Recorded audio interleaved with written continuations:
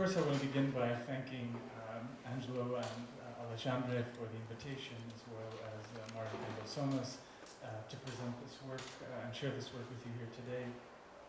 I'll be speaking mostly about the work of the Army Corps of Engineers in the United States, as well as dovetailing that with some work that I've been doing in India for about 10 years that I think relates directly to a lot of the things that we'll be talking about today, both with the Army Corps and also here in São Paulo as well.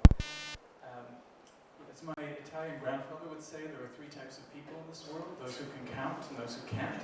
So I will try to stay within the time by mostly sticking to a script or reading from notes about this work.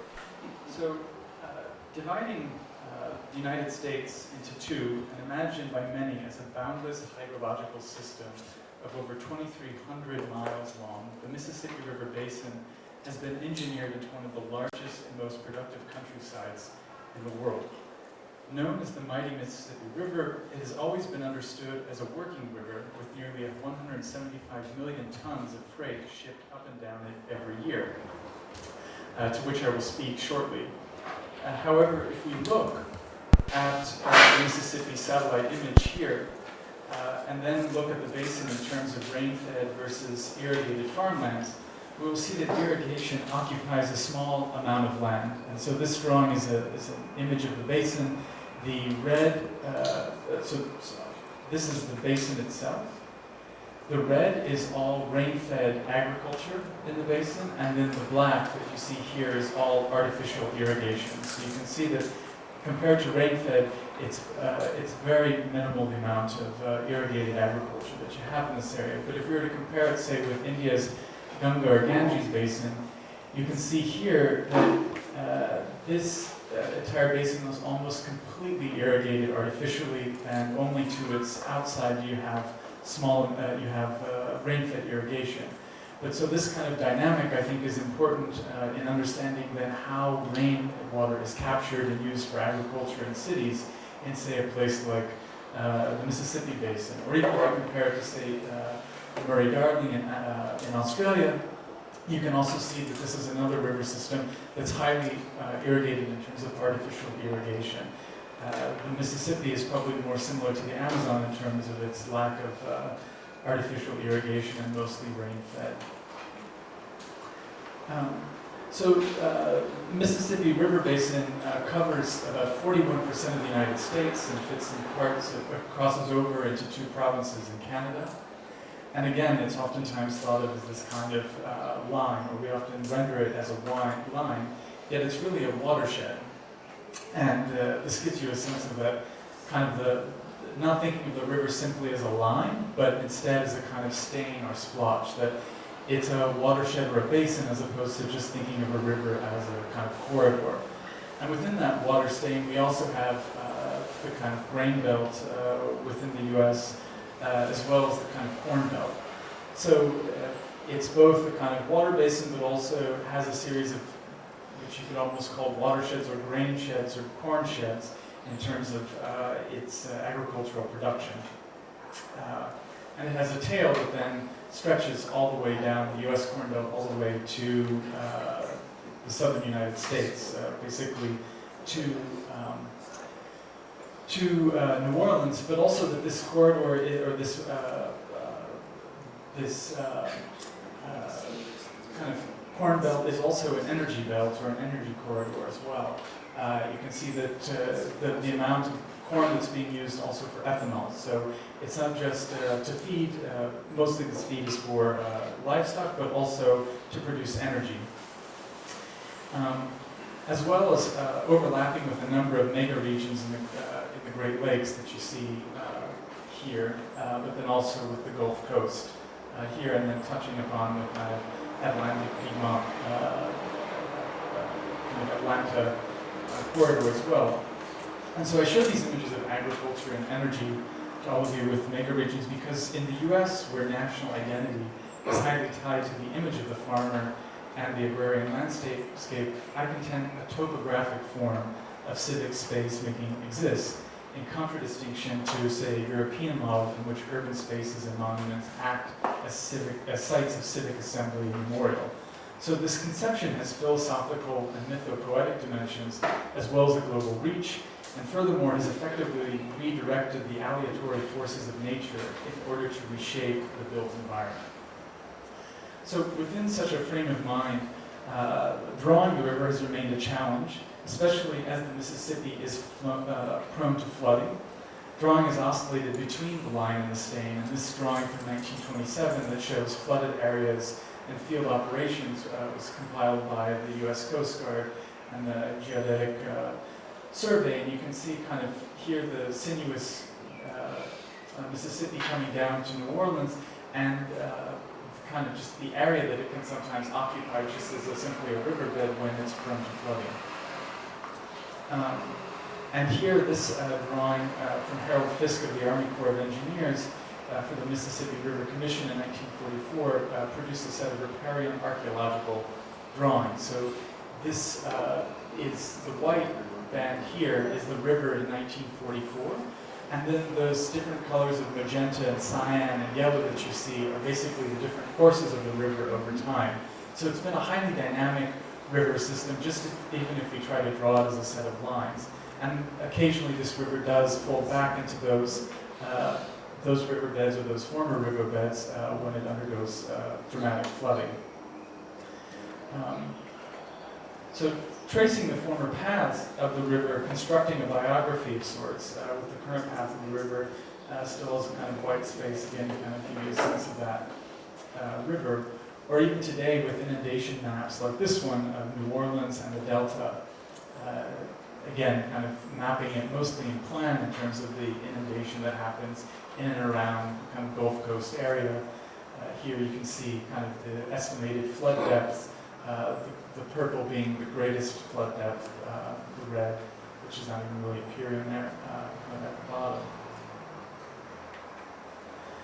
So, producing the majority of drawings of the Mississippi River over the past 2.5 centuries has been the Army Corps of Engineers, which can be traced back to June 16, 1775, when the Continental Congress organized an army with a chief engineer and 2 assistants. So this Army Corps of Engineers is really as old as the United States as a concept, or as a governing concept, and is still with us today and still quite powerful, or quite strong in terms of its federal jurisdiction. And it's organized both with a set of chief engineers, 2 assistants, which received considerable help from the French Corps of Engineers. And in fact, the United States had an Army Corps of Engineers before Great Britain ever had schools of engineering, or even their own really kind of set of engineers in terms of dealing with irrigation and flooding procedures. And I'll talk a little bit about that in this case, but the French model is very much alive and well. And I think the symbol of the castle that you see here in the bottom is quite telling, because it really renders their job as a kind of fortifying the nation. They're really tied to nation building. And the motto, Acciavatti, which comes from French meaning "let us try," and that remains the motto to this day. And what I'll be showing you today are these kinds of iterations of trying within North America in the Mississippi Basin. Now, it was not until 1802 that the government reestablished a separate Corps of Engineers, and the same year Congress established a new military academy at West Point in New York. So, just to reiterate this idea that the Army Corps of Engineers is highly tied to an idea of the Army itself, and West Point being the kind of elite military academy in the United States to this day. And the Corps was envisioned as a nation-building bureaucracy of what they called scientifically trained field experts, and endures as the largest and most powerful water development agency in the United States. Now, the War of 1812, with Britain proved decisive in defining the Mississippi as not only the critical national infrastructure in terms of transportation, but also in terms of defense from foreign nations such as Great Britain, who wanted to access the Mississippi and Native American tribes. And so here you can see the British proposed Indian buffer state and states of the United States in 1812.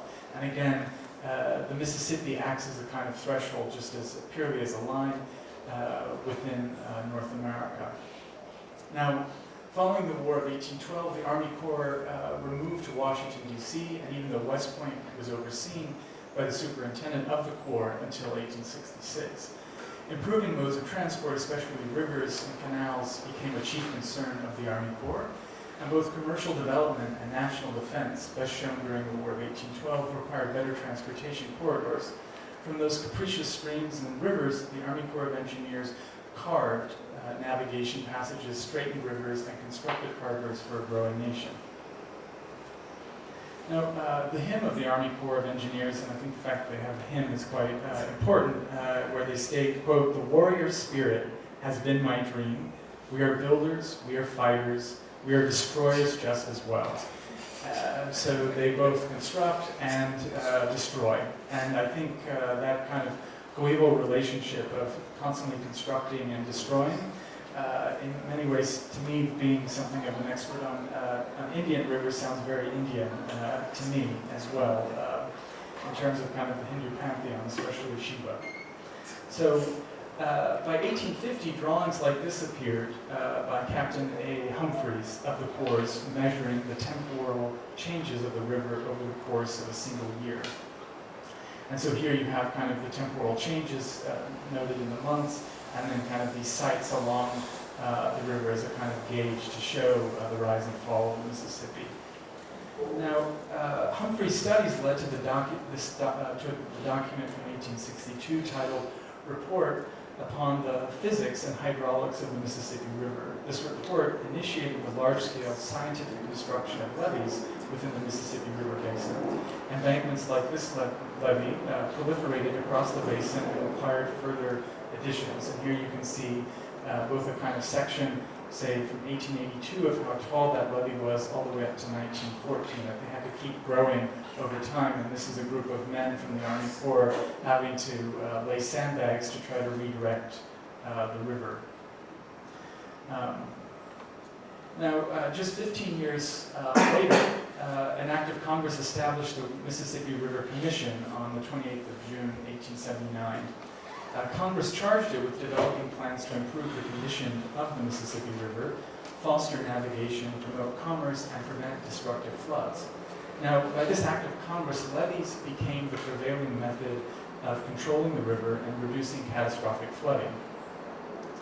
It inaugurated a mentality that conditioned by hard, monumental edges to direct a river as though it were domestic plumbing. Now, establishing an almost monumental scale of development based on dividing the basin into smaller watersheds, the Mississippi River Commission established a monumental commons, which is what I'm drawing your attention to here, which is one best characterized today when they state, quote, "The intent behind the mission of the Mississippi River Commission today is the same as the mission placed on the Commission upon its creation, to lead sustainable management and development of water-related resources for the nation's benefit and the people's well-being." Now, while the statement may seem revisionist, it still defines the aspirations of a nation to manage its resources for the people's well-being. By 1880, one can see that government land grants for railroads and canals were given, largely running perpendicular to the flow of water of the Mississippi, creating this loose infrastructural grid connecting the expanding West with ports along the Mississippi. And so it's not just that the Mississippi was a kind of north-south axis, but railways also introduced, along with the Jeffersonian grid or the land ordinance, a kind of grid that's running perpendicular to the Mississippi as a kind of monumental commons in its flowing waters. An estimated 160,000 kilometers of levees stretches across the U.S., with nearly every county along the main trunk of the Mississippi River containing at least one levee. And so this is a national kind of inventory project that's currently underway of assessing all of these levees that exist. And of course, they're not just within the Mississippi corridor, which you see here, but of course spread out all across the United States. 85% of the levees in the U.S. are privately owned and managed. 15% managed by the Army Corps of Engineers. And the Mississippi River is almost continuously lined by levees from Cairo, Illinois to New Orleans, with the vast majority overseen by the Army Corps of Engineers. Now, levees form a hard, monumental edge along the Mississippi. Over the past 300 years, the construction of levees remodeled the American-built environment and reoriented American thinking, largely built by private farmers and corporations to protect America's fecund farmlands from flooding. Levees vary from 2 meters tall to well over 12 and stretch for many kilometers. As can be seen from the flood victims of Arkansas City, Arkansas, camped on a levee from the catastrophic flood of 1927, or how they may be eroded over time. They often cause the need for temporary levees to be constructed to prevent private property, and sometimes even creating an island around a farmhouse like you see here. This again stresses, I think, you can see this kind of homestead. There's an antenna for television, there's the natural gas system, the electricity, and then of course this huge levee that's had to be built around to save this house. And Cairo, Illinois, located at the confluence of the Mississippi and Ohio rivers, is an excellent example of how levees are used to control the river and occasionally backfire and cause flooding. So this is an aerial view that you can see of, here's the Mississippi River, here's the Ohio River, and you can see that line where there's two are meeting, and get a sense of the flooding that takes place here and the kind of levee system that's been built all along these edges to allow for the river to expand and contract, but still really treating it as a kind of plumbing infrastructure. This is flooding from May 5th of 2011. You can see just how much that river actually has to break or go past those levees. And here again, kind of to emphasize all of the blue is water of that area that's been flooded. And paradoxically, despite the multitude of levees in the US, in 2010, the American Society of Engineers created this brochure to inform an illiterate public of what levees look like, how they may fail, and damage property. And so this booklet was to try to tell people, many people didn't even realize that they lived on lands that were adjacent to levees, what a levee is, what it looks like, how to better understand flooding, the kind of 4 essential facts of levees, which flooding happens, no levee is flood-proof, risks associated, actions to be taken to save lives and property. And this idea of property, I think, is really quite substantial and important, because in the US, because of the tradition of the English common law system, property rights are of the utmost importance, I think, to the ethos of American life. This is especially important and tragic in many ways in terms of groundwater rights, because whereas here in most parts of South America, you have a civil code that gives initially the crown, but now the government rights to all resources beneath the ground. In the English common system, the owner of that property owns everything basically down to the core of the earth. So it's a very different idea about what constitutes private property and communal property, and that has many effects in the US. And again, this brochure highlights those, I think, the legacy of that tradition and attempts by the Army Corps to try to route or dramatically change how we think about water and protecting property rights and people. So this is an example of the typical levee components that you find of kind of a crown versus a flood wall system that permeate the Mississippi corridor.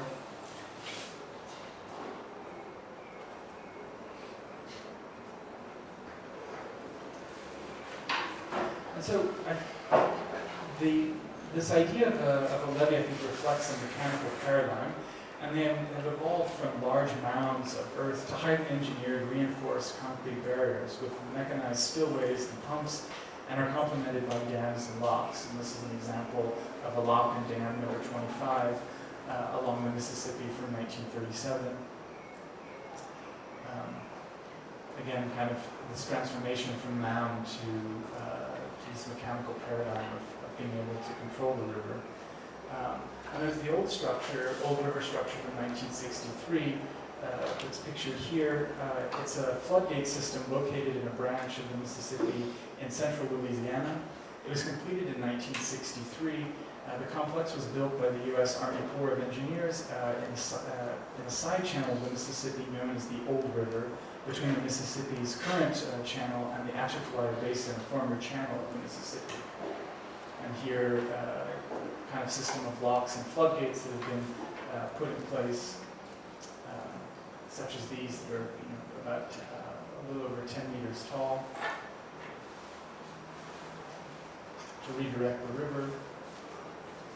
And even then, modeling the river through empirically derived methods became a further means of making the map at the scale of the territory itself. And so the Army Corps actually built a miniature model of the entire Mississippi River in Louisiana to try to model the flow of the river and build all of the major bridges that cross it and all of the levee structures that line it. And here you can see that out in the yard built it. And so this is in contradistinction to the work of the American writer Mark Twain, who was a steamboat engineer of the Mississippi River and who published Life on the Mississippi in 1882 to capture a culture and knowledge of the river quality that he thought was disappearing. A knowledge that appreciated the fluidity and danger of the river and saw the problems of hardening its edges for what at first blush might seem greater commerce, but unto which great social and environmental catastrophes occurred. And yet, while Twain's account of the mighty Mississippi of the 19th century regrettably yields little interest today, the Mississippi River Commission has now begun to export its methods of flood control to other flood-prone areas, forming a collaborative with the Mekong River Commission, a transnational institution created between the governments of Cambodia, Laos, PDR, Thailand, and Vietnam. The collaboration is a further example of the internationalization of cartographic nomenclature coupled with the institutionalization of hard infrastructure as the sole means of economic development. And the fact that this has been exported, of course, to a country that we were in a protracted war with is, of course, a bit ironic. And it's a transnational river that goes all the way up into China, with the Mekong River Commission using the Mississippi River Commission as an example. And this is a basin that also experiences tremendous amounts of flooding. Instead I would propose to look at other cultures and methods of occupying a river's edge for, say, the Mekong. I think there are other examples, especially in Asia, that are excellent examples of how to allow for a soft and more porous approach to occupying the edge of a river, like within the Ganges River corridor of India, which I've drawn here. This is a project I've been leading with funding from the US and Indian governments, as well as the Ford Foundation for the past decade, and serves as an example of taking measure of the soft conditions of a river's edge, where here I'm using a single solar cycle as a way to map the expansion and contraction of a river in relationship to the morphology of the city. So to give you some sense of that expansion and contraction, this is a drawing of a city that is much like Cairo, Illinois, at the confluence of two rivers. This is the Ganges River, and this is the Yamuna River here, and this is a city called Allahabad. And every year this Ganges goes from in here, that dark purple line there is about 3 meters wide. It goes from expanding to almost 4 kilometers wide every year. And this expansion and contraction happens all along what is one of the world's most densely populated river basins. And instead of building lots of barrages, levees, dams, which there are quite a number, the Indian government, for lack of a better method, has really allowed for the river to expand and contract in these areas. And this drawing shows how the river expands and contracts. So the lightest purple is after the monsoon, where over 1 meter of rainfall falls in about 2 months in India. And these photographs that you see above are photographs of that confluence where those two rivers meet. And every year, January, February, there's a temporary city that's built at this confluence where between 4 and 5 million people come to bathe. When Jupiter enters Aries every 12 to 13 years, 80 to 100 million people come to bathe at this river. It's known as the Kumbh Mela. And what's fascinating is a gridded city is placed on the sandbanks of the river. Plumbing is put across the river into the sandbars. 80 to 100 million people are staying in tents. They leave those tents. The tents are pulled up. The grid of the city still remains tattooed on the sandbanks, and farmers move in and use that grid of the former city for agriculture. So it goes from densely populated city to agriculture to then eventually washed away by the monsoon. And so this drawing shows the photographs you can see at the bottom show that temporary city. The next set from the bottom shows the farmers there cultivating crops, and then at the very top is the monsoon that washes all of that away, and that happens every year. And so I think this is a good example of how one might start to think about the choreography of water and of a basin, of a watershed, not as simply a line or a set of parallel lines, but instead as a watershed that's incredibly dynamic in a system like that, and that this kind of idea of how the river expands and contracts happens all throughout the Ganges River basin. These are the maps that I've developed for the basin really focus on that at these different scales, and always using that kind of summer and solstice, the solstices and equinoxes as a kind of data.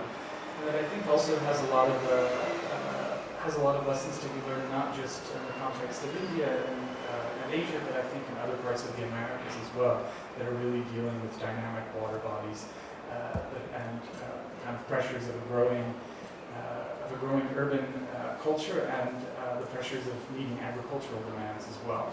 So with that, I'll close it, and I brought a copy of the book in case anybody wants to look at it. Thank you.